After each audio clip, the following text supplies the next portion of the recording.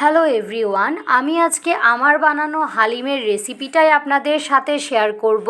রাঁধুনি হালিম মিক্সের এই প্যাকেটটা দিয়ে আমি আজকে বানাচ্ছি। এটার ভেতরে আছে দুইটা প্যাকেট, একটা হচ্ছে হালিমের ডালের যে মিক্সচারটা থাকে বড় প্যাকেটে আছে ওটা, আর ছোট প্যাকেটের মধ্যে আছে বিভিন্ন মশলাপাতি। বড় প্যাকেট থেকে আমি এই ডালের মিক্সচারগুলো একটা বাটিতে নিয়ে নিলাম, সম্পূর্ণটাই আমি নিয়েছি। এরপর পানি অ্যাড করেছি, আর এখানে আমি প্রত্যেক ক্ষেত্রেই কিন্তু গরম পানিটা ইউজ করব। এভাবে অল্প অল্প পরিমাণে পানি দিয়ে আমি মিশ্রণটাকে ভালো করে মিশিয়ে নিব যাতে দানা না থাকে। আর এখানে আমার কাপে 4 কাপ পরিমাণ মতো পানি লেগেছে। আমার মিশ্রণটা করা হয়ে গেলে আমি এই মিশ্রণটাকে প্রায় 1.5 থেকে 2 ঘন্টার মতো এভাবে ভিজিয়ে রেখেছি। এরপর আমি তেল দিয়ে কিছু পেঁয়াজের জন্য বেরেস্তা করে নিচ্ছি। আর বেরেস্তা করা কমপ্লিট হয়ে গেলে আমি একটা প্লেটে বেরেস্তাগুলোকে তুলে নিলাম। এরপর প্যানে আবার সেম তেলে আমি কিছু পেঁয়াজ নরম করে ভেজে নিয়েছি। এরপর মশলাগুলো অ্যাড করে দিলাম।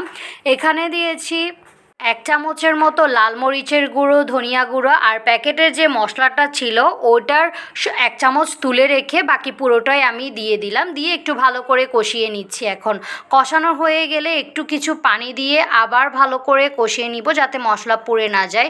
কষানোর পরে আমি এখন চিকেনগুলো দিয়ে দিলাম। আমি এখানে হাড় আর ব্রেস্টের মাংস, সাথে এখানে কলিজাও দিয়েছি। আপনারা চাইলে আপনাদের পছন্দ মতো পিসগুলো এখানে অ্যাড করে দিতে পারেন। এরপর আমি একটু ভালো করে কষিয়ে নিচ্ছি। কষানোর পরে নিজে থেকেই পানি বের হয়ে মাংসটা সেদ্ধ হতে থাকবে। এরপর কিছুক্ষণ পরেই আমি দিয়ে দিলাম কিছু পরিমাণ পানি। এটাকে নেড়েচেড়ে আবার কিছুক্ষণ শুকিয়ে নিলাম। শুকানোর পরে আমি আবার একটু পানি দিয়ে লবণ দিয়ে দিয়েছি। লবণ দেওয়ার পরে এটা এভাবে ফুটতে দিয়ে দিলাম। এরপর যে হালিমের মিক্সচার প্যাকেটটা ছিল ডালের, ওই যেটা আমি ভিজিয়ে রেখেছিলাম ওটাই অ্যাড করে দিয়ে কিছুক্ষণ পরপর নেড়েচেড়ে হতে দিয়ে দিয়েছি। সাথে আমি বাগার দেওয়ার জন্য পেঁয়াজ আর রসুন এভাবে তেলে ভেজে নিচ্ছি। ভাজা হয়ে গেলে আমি এটা দিয়ে দিলাম। দেওয়ার পরে এটাকে এভাবে কিছুক্ষণ পরপর নেড়ে দিতে হবে।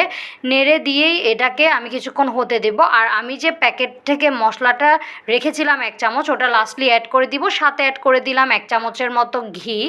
এরপর ওটা হতে হতে আমি অন্যান্য আইটেমগুলো রেডি করা শুরু করে দিলাম। কিছু লেবু নিয়ে নিলাম, লেবু ছাড়া হালিম তো একদম ভালোই লাগে না। সাথে নিয়ে নিলাম কাঁচামরিচ, আর একটা সুন্দর সেন্টের জন্য দিয়ে দিয়েছি পুদিনা পাতা। আর নিলাম এখানে কিছু কুচি করে সালাদ। আমার মিশ্রণটা যখন সম্পূর্ণ ঘন হয়ে গেছে আমি নামিয়ে নিলাম। নামিয়ে এখানে সবগুলো আইটেম ডেকোরেট করে সুন্দর করে খেতে বসে গেলাম। অ্যান্ড সার্ভ করা কমপ্লিট হয়ে গেল। এটাই ছিল আমার আজকে হালিম রান্নার রেসিপি। কেমন লাগলো জানাবেন কমেন্টে। Thank you.